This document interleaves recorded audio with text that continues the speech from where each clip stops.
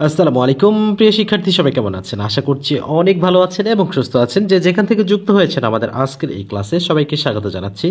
সমাজসেবা অধিদপ্তরের ইউনিয়ন সমাজকর্মী পদের স্পেশাল আরও একটি গুরুত্বপূর্ণ মডেল টেস্টে আপনারা ইতিমধ্যে জেনেছেন আমরা কিন্তু নিয়মিত বিষয়ভিত্তিক ভিডিওগুলো দেওয়া ইতিমধ্যে শুরু করেছি। তার পাশাপাশি আমাদের আজকে দেওয়া হলো ইউনিয়ন সমাজকর্মীর গুরুত্বপূর্ণ একটি মডেল টেস্ট।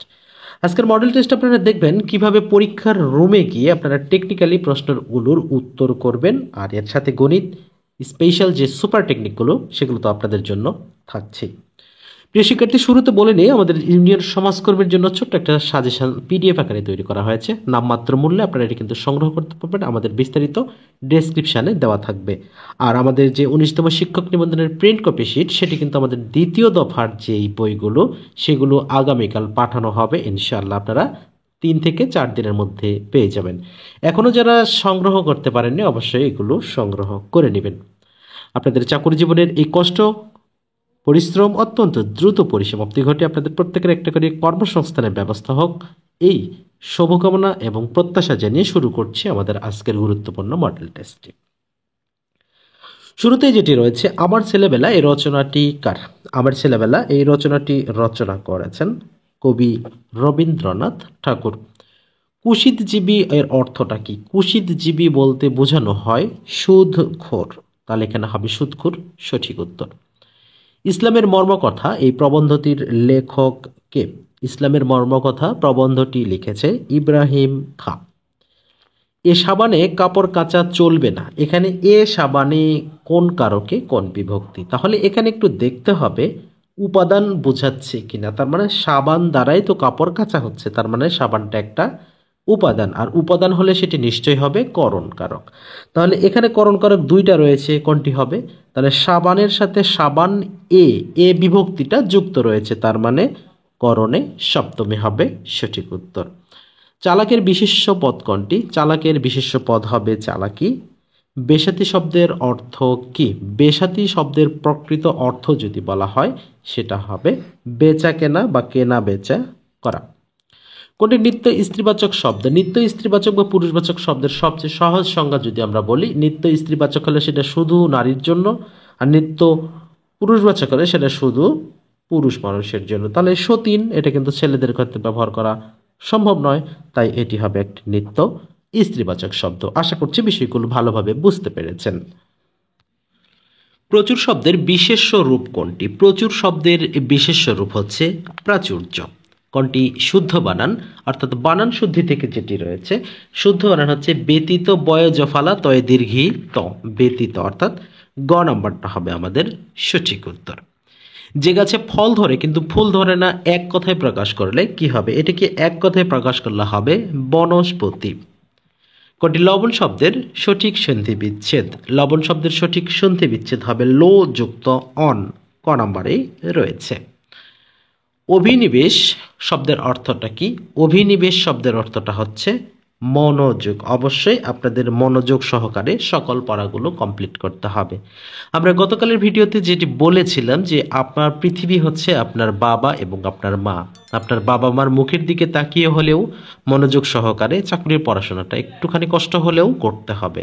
প্রিয় শিক্ষার্থী, মা বাবার মুখে হাসি, মা বাবার মুখে আনন্দ অশ্রু যদি আপনি নিয়ে আসতে পারেন, আপনার জীবন তো সফল। আর কি লাগে একটা মানুষের জন্য? আপনারা একটু চেষ্টা করুন না। আমরা ভিডিওতে আমরা সর্বোচ্চ চেষ্টা করি যাতে আমরা টেকনিকগুলো বিভিন্ন প্রশ্নগুলো ব্যাখ্যা সহকারে দিই। এর কারণটা হচ্ছে আপনারা প্রত্যেকটা প্রশ্নের প্যাটার্ন, প্রশ্নের ধাঁচ আপনারা বুঝে আপনারা পরীক্ষার রুমে গিয়ে একটা ভালো ফলাফল গেইন করেন। আপনার এই সাফল্যের সামান্য অংশীদার যদি আমরা হতে পারি, এটাই আমাদের সার্থকতা। আর আপনি যদি সফল হন, সেই সার্থকতা আপনার বাবা মার। তাই বাবা মার কথা ভাবতে ভাবতে হলেও নিজেকে একটু প্রস্তুত করুন, একটু হলেও মনোযোগ সহকারে পড়াশোনাগুলো করুন। এটা নিতান্তই অনুরোধ থাকলো। একজন টিচার হিসেবে বলুন, একজন বড় ভাই হিসেবে বলুন, যাই বলুন না কেন, এটা একটা অনুরোধ থাকবে।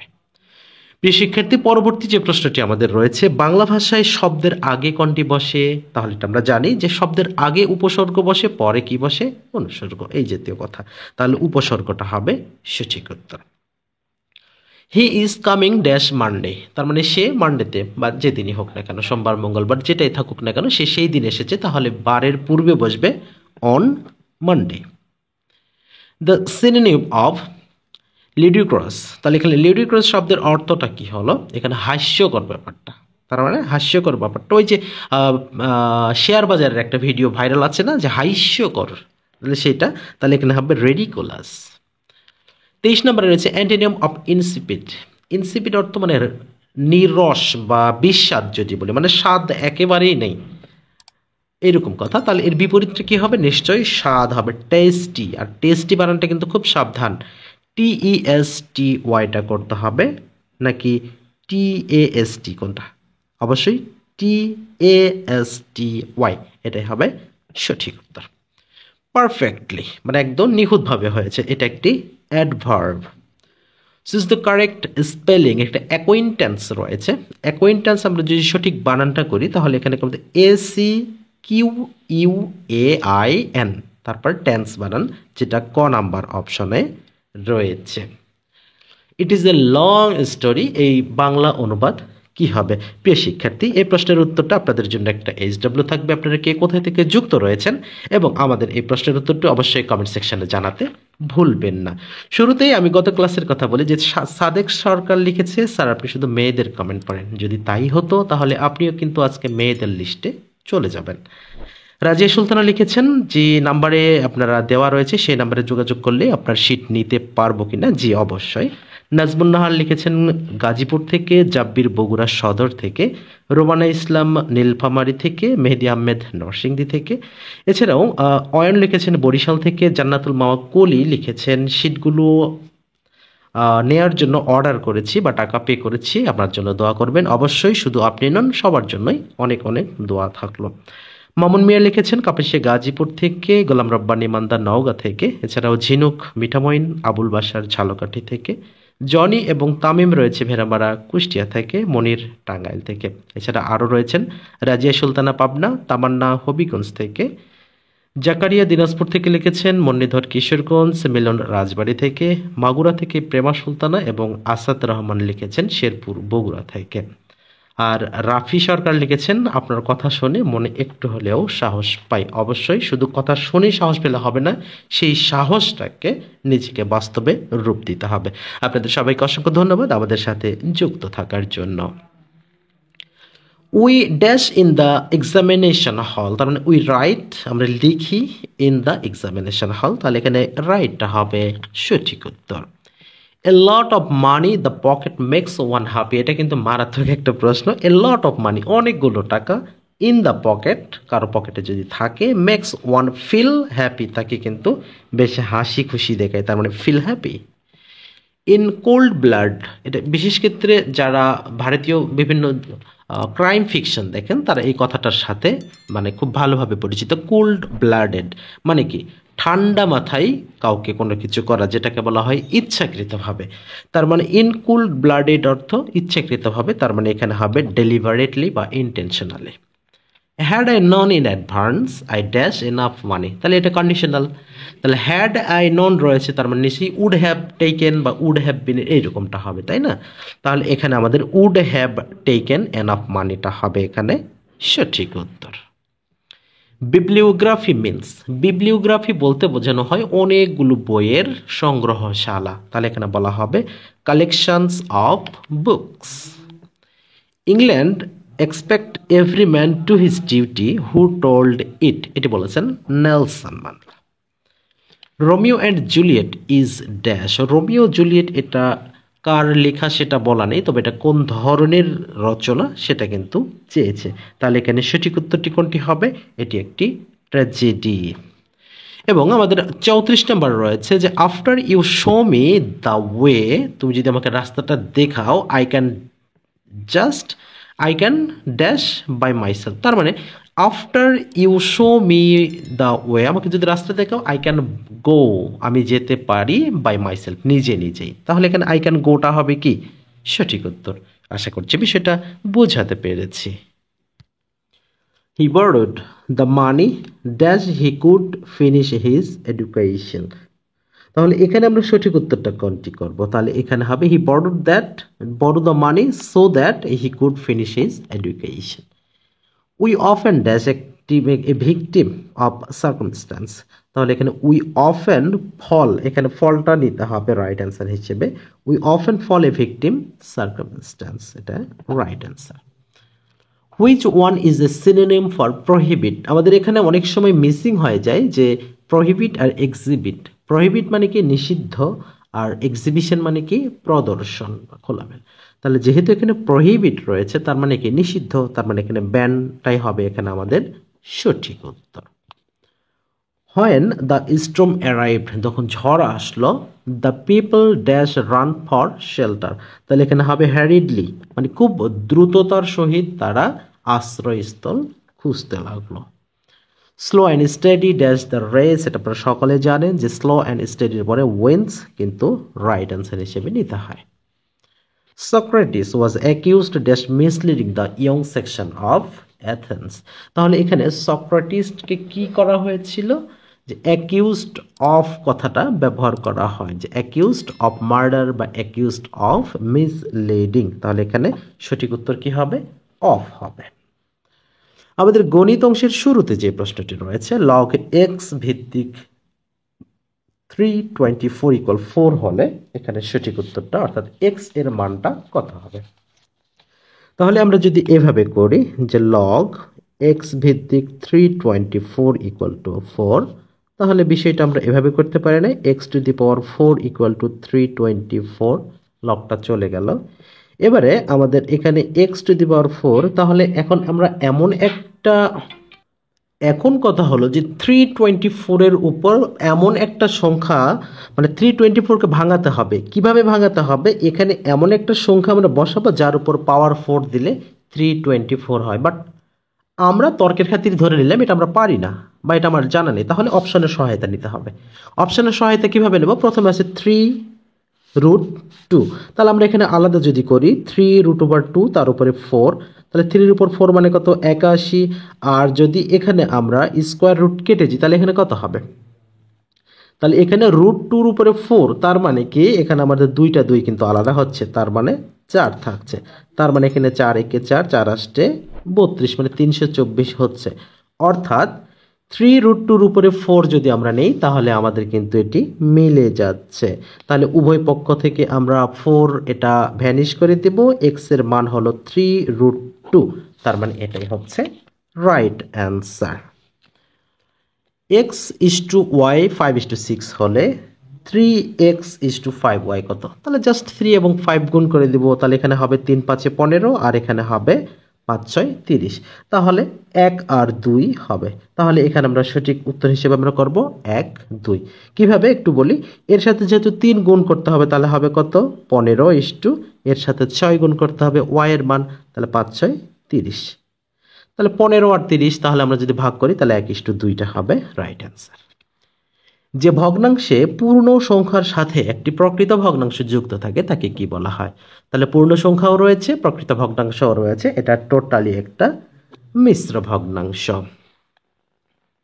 একটি গণিত বইয়ের প্রকৃত মূল্যের 85% মূল্যে 68 টাকায় বিক্রয় হয়, বইটির প্রকৃত মূল্য কত? তাহলে এখানে বলা আছে যে 85% মূল্যই 68 টাকা, তাহলে 100% সমান কত? তাহলে এখানে আমরা যদি বলি যে 85% সমান 68 টাকা, 1% সমান কত, 100% সমান কত? এটা একটা টেকনিক আপনারা ব্যবহার করতে পারেন। অথবা এই অপশনগুলোর মধ্যে যদি আমরা 60-এর 85% করি তাহলে তো 68 হওয়ার কোনো অপশনই নাই, এটা বাদ। 70-এরও 85% করলে 68 হওয়ার কোনো সম্ভাবনা নেই। বাট 80-র যদি আমরা 85% করি তাহলে সেটা কিন্তু 68 হচ্ছে, তাহলে এটাই হবে আমাদের সঠিক উত্তর।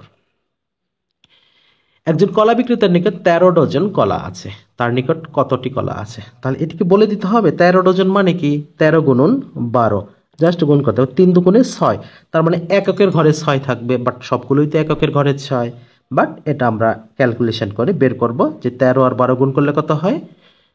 12 যদি গুণ করি 144, তার মানে 144 থেকে আমাদের বেশি হবে, অর্থাৎ 156 হবে আমাদের সঠিক উত্তর। কাগজের পূর্ব মূল্য ইস্টু বর্তমান মূল্য, অর্থাৎ 2:3, আগে 2 ছিল এখন 3, তাহলে পূর্বের তুলনায় কত মূল্য বৃদ্ধি পেয়েছে? তাহলে 2 থেকে 3 হয়েছে, তার মানে 1 বৃদ্ধি পেয়েছে, তার মানে কি 50% বৃদ্ধি পেয়েছে না? 2 এর অর্ধেক কত? 1, তার মানে 50% এখানে কিন্তু বৃদ্ধি পেয়েছে। এবারে যে অঙ্কটি খুবই গুরুত্বপূর্ণ রয়েছে যে 30 লিটার মিশ্রণ অ্যাসিড ও পানির অনুপাত 7:3, ওই মিশ্রণে কি পরিমাণ পানি মিশ্রিত করলে অ্যাসিড ও পানির অনুপাত 3:7 হবে। তাহলে এখানে যে জিনিসটা দেখতে হবে, আমাদের এখানে 7 এবং 3 রয়েছে এবং এখানে 3 7 রয়েছে, তার মানে কি ব্যস্ত অনুপাতিক রয়েছে। আর এই ধরনের ক্ষেত্রে আমাদের যেটা টেকনিক ব্যবহার করা যাবে, তাহলে এখানে 30 গুণ আমাদের অনুপাতের পার্থক্য কত? অনুপাতের পার্থক্য যে ক্ষেত্রেই যায় না কেন 4 3 7 4 3 7 হবে। অনুপাতের পার্থক্য 4 ভাগ অনুপাতের ছোট সংখ্যা। অনুপাতের ছোট সংখ্যা কত? 3। তাহলে এখানে 3 দিয়ে 30 কাটলে 10, 4 10 40।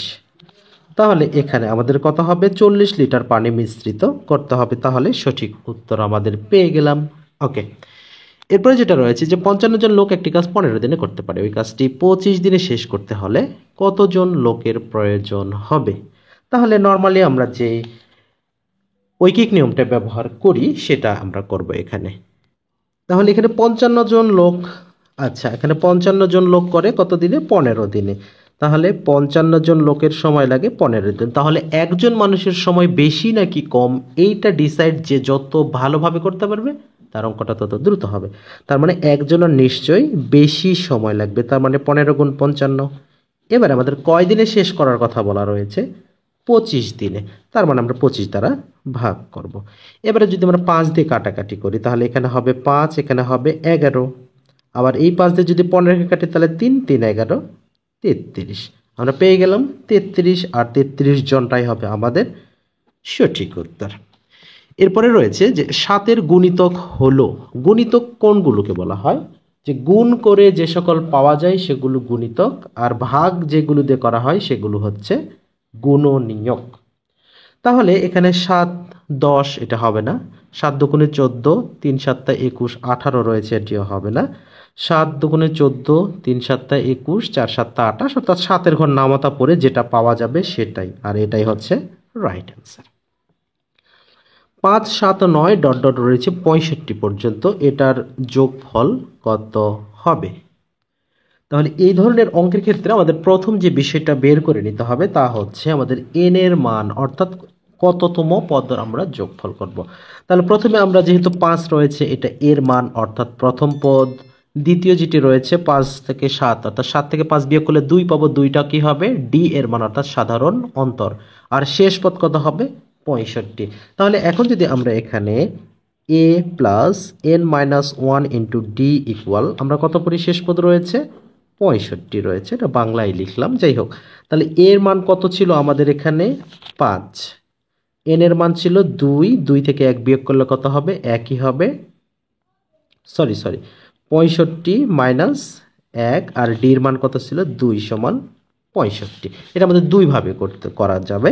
তাহলে এখানে 5 প্লাস, তাহলে 65 থেকে আমরা যদি 1 বিয়োগ করি 64, আর 64-র সাথে আমরা 2 গুণ করব। তাহলে এখানে আমরা 64-র সাথে যদি 2 গুণ করি তাহলে আমাদের অ্যান্সার হবে 128। তবে এই যে এখানে আমরা n এর জায়গায় 65টা বসাইলাম, এই জায়গাতে আমাদের ম্যাক্সিমাম ক্ষেত্রেই ভুল হয়ে যায়, কারণ এখানে 65টা হচ্ছে শেষ পদ, সেটি কিন্তু n এর মান নয়। তাহলে এখানে nটা ঠিক রাখতে হবে। তার মানে এখানে 5 প্লাস n মাইনাস 1, আর এখানে 2 ইকুয়াল টু 65। আমি এখানে, আচ্ছা তাহলে এখানে 5টা এখানে প্লাস আছে, ওই পাশে মাইনাস করলে কত হবে? 60 হবে। তাহলে এখানে 2n মাইনাস 2 ইকুয়াল টু 60।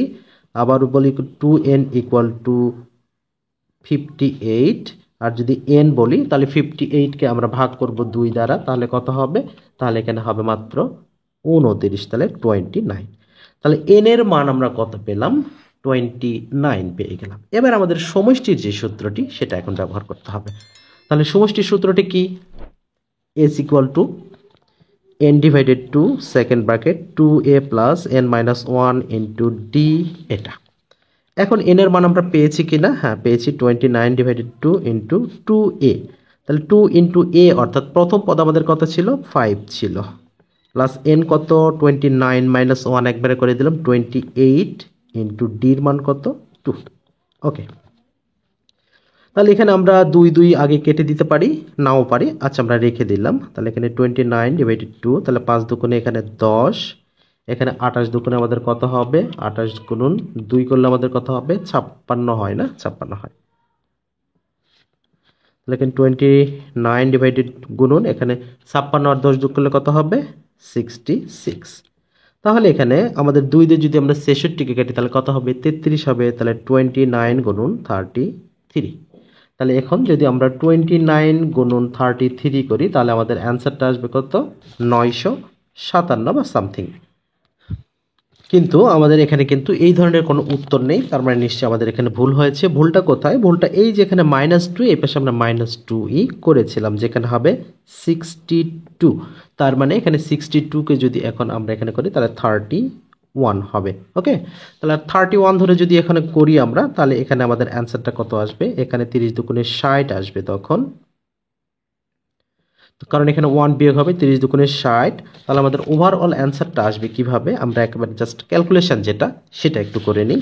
সেটা হচ্ছে যে 31/2 গুণন 2 × 5 প্লাস n-1 মানে 31 - 1 30 গুণন 2, জাস্ট এটা। তাহলে 31/2, 5 দুগুণে 10 যোগ 60, তাহলে এখানে 31/2, তাহলে এখানে কত হচ্ছে? 70 হচ্ছে। তাহলে 2 দিয়ে এখন 70 কে কাটলে কত হবে? 35 হবে। তার মানে 35 গুণন 31, তাহলে আসছে কত? 1085। আর এই 1085টাই হচ্ছে আমাদের রাইট অ্যান্সার। একটি দ্রব্য 60 পয়সায় বিক্রয় করায় 20% লাভ হয়, দ্রব্যটির ক্রয় মূল্য কত? তাহলে যেহেতু 60%, আচ্ছা 60 পয়সা বিক্রি করলে 20% লাভ হয়, তার মানে কি 50-এর 20% কত? 10। তার মানে 50 + 10 60 হয়, তার মানে ক্রয় মূল্য হচ্ছে 50 পয়সা। যত দাতা প্রত্যেকে তত 10 টাকা দেওয়া, মোট 250 টাকা হলো। দাতার সংখ্যা কত?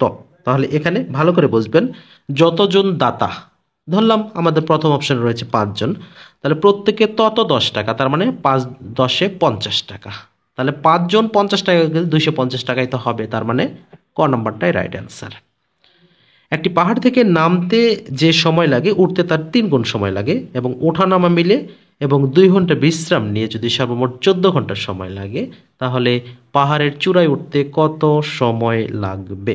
তাহলে একটুখানি প্রথম অংশ দেখবি যে নামতে যত সময় লাগে উঠতে তার 3 গুণ সময় বেশি লাগে। যেহেতু 2 ঘন্টা বিশ্রাম আছে, আমরা 2 ঘন্টা বিয়োগ করে দেব 14 থেকে, তাহলে কত হলো? 12। তাহলে মোট কয় গুণ? 3 গুণ, সাথে আরও 1 গুণ নিতে হবে, মোট 4 গুণ। তাহলে 4 দিয়ে আমরা যদি 12কে ভাগ করি তাহলে কত হবে? 3। তার মানে এখানে আমরা 3 গুণন 3, 3 × 9 ঘন্টা সময় লাগবে। আশা করছি বিষয়টা বোঝাতে পেরেছে। এরপরে যেটা রয়েছে 56 নম্বর, 2, 5, 11, 23, 47 ধারাটির পরবর্তী সংখ্যাটি কত হবে? তাহলে এখানে আমাদের সিকোয়েন্সটা দেখতে হবে কোন সিকোয়েন্সে রয়েছে। তাহলে এখানে 2 এর পরে 5 রয়েছে, পার্থক্য কত? 3। তারপরে এখানে কত? 5, 6, 11। 11-এর পরে যদি আমরা দেখি তাহলে 12 পার্থক্য, এরপরে 24 পার্থক্য, তারপরে পার্থক্যটা হবে কত? 48। তার মানে 48 আর 47 যোগ করলে যা হবে সে তাই, 8, 7, 15, 105 হবে আমাদের এখানে রাইট অ্যান্সার। 105 কি হয়? 4, 4, 8, 95 হবে রাইট অ্যান্সার। সার্বিক সেট যদি 1, 2, 3, 4, 5 হয়, তাহলে A 1, 2, 4, B 1, 3, 5 হলে A পূরক আচ্ছা ইউনিয়ন বি পূরক কত হবে? তাহলে এ পূরকের মানটা যদি আমরা বের করি, এখান থেকে 1, 2, 4 বাদ যাবে, 3, 5 থাকবে। বির মান 1, 3, 5 যাবে, 2, 4 থাকবে। তার মানে এখন যদি আমরা ওভারঅল মিলে যদি ইউনিয়ন করি তাহলে আমাদের মানটা দাঁড়াবে কত? 2, 3, 4, 5। তার মানে এটি হবে রাইট অ্যান্সার। একটি ত্রিভুজের 3টি বাহুকে একইভাবে বর্ধিত করলে উৎপন্ন বহিস্থ কোণ 3টির সমষ্টি কত হবে? এটি কিন্তু ওয়েল নন একটি প্রশ্ন, যেটা হবে 360 ডিগ্রি। 360 ডিগ্রি থেকে -30 করলে হয় 330, অর্থাৎ 330 টাকা। আর এই 330 টাকার বিনিময়ে কিন্তু আপনারা আমাদের কাছে 19তম নিবন্ধনের একেবারে শর্ট একটা সাজেশন পেয়ে যাচ্ছেন খুব দ্রুত। কারণ আমরা এই সাজেশনটি এমনভাবে তৈরি করেছি যাতে আপনারা প্রিলিমিনারি পরীক্ষা নিয়ে আপনাদের কোনো ধরনের আর কোনো টেনশন করতে না হয়। প্রথম অংশে আমাদের মডেল টেস্ট আকারে 4টি সাবজেক্ট বাংলা, ইংরেজি, গণিত, সাধারণ জ্ঞান রয়েছে এবং দ্বিতীয় অংশে গণিতের আলাদা প্রত্যেকটা টপিক ওয়াইজ কিছুটা প্রশ্ন দিয়ে সেখানে সমাধান এবং টেকনিকগুলো যুক্ত করা হয়েছে। যারা এখনো পর্যন্ত আমার সাজেশনটি সংগ্রহ করেননি, খুব দ্রুততার সহিত এটি কিন্তু সংগ্রহ করে নেবেন।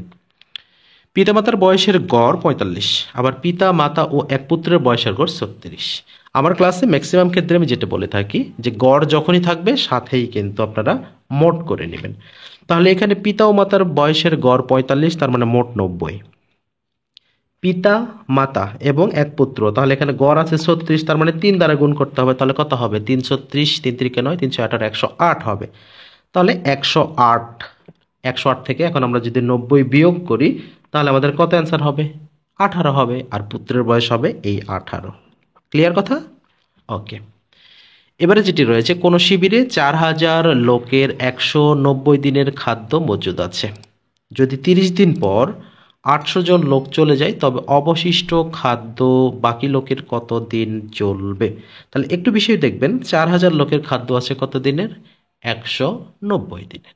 তাহলে যদি 30 দিন পর, তার মানে এই 190 দিনের মধ্যে থেকে 30 দিন কিন্তু খেয়েছে, তার মানে এখন চলবে কত? 160 দিন। এই জিনিসটা একটু মনে রাখবেন। তার মানে এখন কনসেপ্টটা কি দাঁড়ালো, যে 4000 লোকের খাবার রয়েছে 160 দিন, তাহলে 800 জন লোক চলে গেছে, এটাও কিন্তু মাথায় রাখতে হবে। তাহলে এই বাকিটা আমাদের বের করতে হবে। তাহলে 4000 থেকে যদি 800 বিয়োগ করি তাহলে কত হবে? 4200 হবে। এই দুটো কনসেপ্টের উপর আমাদের এখন অঙ্কটা ক্যালকুলেশন করতে হবে। তার মানে এখন বাকি আছে কত জনের? 4000 জনের খাদ্য আছে কত জনের? 160 জনের। তাহলে এই খাবার নিশ্চয়ই একজনের বেশি দিন চলবে, তার মানে 160-এর সাথে আমরা 4000 গুণ করব। এবারে কতজন বলছে যে 800 জন লোক চলে গেছে, তার মানে 3200 লোক রয়েছে। এখন এই 3200 দ্বারা আমরা ভাগ করব। তাহলে আমরা 0 0 যদি কেটে দেই, এখানেও 0 কেটে দিলাম, 16 দিয়ে 32কে কাটলে 2, আর 2 দিয়ে 400কে কাটলে হবে কত? 200। তার মানে এখানে অবশিষ্ট খাদ্য বাকি লোকের চলবে কত দিন? 200 দিন। তার মানে এখানে আমরা যদি সঠিক উত্তর হিসেবে করি তাহলে 200 দিনটা হবে আমাদের সঠিক উত্তর। আশা করছি বিষয়টা বোঝাতে পেরেছি। এবারে আমাদের সাধারণ জ্ঞানের যেই শুরুতে রয়েছে, প্রাকৃতিক পরিবেশের উপাদান কোনটি? প্রাকৃতিক পরিবেশ বলতেই যেটা প্রাকৃতিকভাবে তৈরি হয়, যেমন নদী, এটি প্রাকৃতিক পরিবেশের উদাহরণ। খ্রিস্ট ধর্মের প্রধান উৎসব কোনটি? কিছুদিন পরেই আমাদের এই উৎসবটি আসবে, যেটি আমাদের খ্রিস্ট ধর্মের ভাই বোনদের জন্য। এটি হচ্ছে ইস্টার সানডে নাকি বড়দিন, এটা নিয়ে কনফিউজড হওয়ার কোনো দরকার নেই। এটা সঠিক উত্তর হবে বড়দিন। সিমেন্ট তৈরিতে কাঁচামাল হিসেবে কি ব্যবহার করা হয়? সিমেন্ট তৈরিতে কাঁচামাল হিসেবে ব্যবহার হয় চুনা পাথর। এখানে আরেকটা প্রশ্ন হয়, এটি বিজ্ঞান থেকেও যদিও, যে সিমেন্টে জিপসাম মেশানো হয় কেন? দ্রুত জমাট বাঁধার জন্য নাকি দ্রুত জমাট বাঁধা রোধ করার জন্য? এই প্রশ্নের উত্তরটি আমাদের কমেন্ট সেকশনে জানিয়ে যান। শব্দ দূষণের জন্য আসলে কোন রোগ হয়? শব্দ দূষণ অনেকগুলোই কারণ রয়েছে আমাদের বিভিন্ন অসুখের জন্য, তার মধ্যে প্রধান যেটি হয় সেটা হচ্ছে কানের সমস্যা হয়। দ্বিতীয় যেটা হয় সেটা আমাদের হার্ট যে প্রবলেমটা হয় সেটা। আর শ্বাসকষ্ট মূলত হয় আমাদের বায়ু দূষণের জন্য।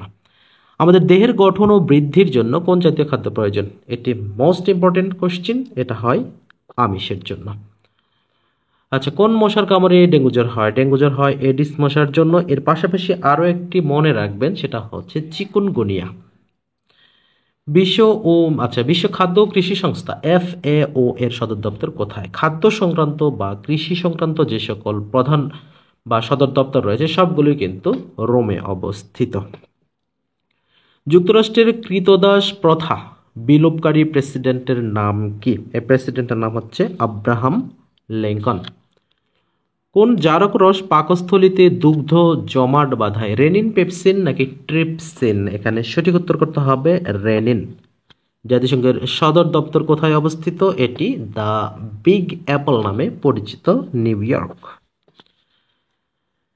বাংলাদেশের প্রথম ইপিজেড কোথায় অবস্থিত? সিটিজি অর্থাৎ চট্টগ্রামে অবস্থিত। চট্টগ্রামে আমাদের বাহার উদ্দিন নামে কোন একটি স্টুডেন্ট ছিল নিয়মিত কমেন্ট করতে, এখন তাকে আর পাওয়া যায় না। ওকে, এরপরে জাতিসংঘে বর্তমান মহাসচিব কোন মহাদেশের? আচ্ছা, এখানে আবার মহাদেশ উল্লেখ করেছে, যেহেতু অ্যান্থনি গুতেরেস তিনি ইউরোপের, সুতরাং তিনি অবশ্যই ইউরোপ মহাদেশেরই হবেন। ইন্দোনেশিয়ার বর্তমান রাষ্ট্রপতির নাম কি? বর্তমানে ইন্দোনেশিয়ার রাষ্ট্রপতি হিসেবে যিনি দায়িত্বপ্রাপ্ত রয়েছেন তিনি হলেন প্রবাও সুবিয়ান্তো, যিনি 2024 সালের 20 অক্টোবর খুব সম্ভবত তিনি দায়িত্ব গ্রহণ করেছিলেন। যেহেতু আমাদের অপশনে নেই, এটা একটা নোট করে নেবেন যে প্রবাও সুবিয়ান্তো। এরপরে রয়েছে কোন চুক্তিতে পারমাণবিক পরীক্ষা বন্ধ হওয়ার কথা বলা হয়েছে? এটি হচ্ছে সিটিবিটি। সিটিবিটিতে পারমাণবিক পরীক্ষা বন্ধ হওয়ার কথা বলা হয়েছে। এবং আজকের সর্বশেষ প্রশ্ন যেটি রয়েছে, ভূমিকম্প নির্ণায়ক যন্ত্রের নাম কি? যখন নির্ণায়ক যন্ত্র বলবে তখন হবে সেক্সট্যান্ট। আর যদি এটা স্কেলের কথা বলতো তখন হতো রিক্টার স্কেল।